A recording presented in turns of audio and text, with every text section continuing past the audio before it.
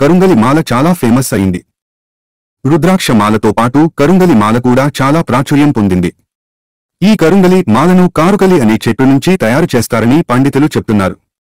ఈ కారుకలి చెట్టుకు విద్యుదయస్కాంత వికిరణాలు, కంపనాలను ఆకర్షించే శక్తి ఉంటుందని, దీని కారణంగానే ఈ నల్లమచ్చ చెట్లను ఆలయ గోపురాలు, ఆలయ విగ్రహాలు, స్టాల్స్, పురాతన గుహాలలో తలుపులు వంటి అనేక ప్రదేశాలలో ఉపయోగించేవారని పండితులు చెప్తున్నారు. కరుంగలి మాలను ఎవరు ధరించవచ్చు? ఏ రోజు ధరించాలి? కరుంగలి మాలను ఏదైనా మంచి రోజున మంచి సమయంలో ధరించవచ్చు. అయితే ఏదైనా మంగళవారం నాడు మురుగన్ ఆలయంలో కాని, వారాహిమాత ఆలయంలో కాని పూజ చేయించిన తర్వాత ధరిస్తే మంచిదని పండితులు సూచిస్తున్నారు.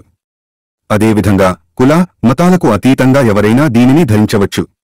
కాని రాత్రి నిద్రపోయే ముందు ఈ హారాన్ని తీసి ఇంట్లో దేవుడు దగ్గర పెట్టుకుని ఉదయం స్నానం చేసిన తర్వాత మళ్లీ ఈ మాలను ధరించాలని ఆధ్యాత్మిక పండితులు అంటున్నారు. ఈ హారం ధరించిన వ్యక్తి వారి జాతకంలో అంగారక గ్రహం చెడు ప్రభావాన్ని తగ్గిస్తుందంటున్నారు జ్యోతిష్య నిపుణులు.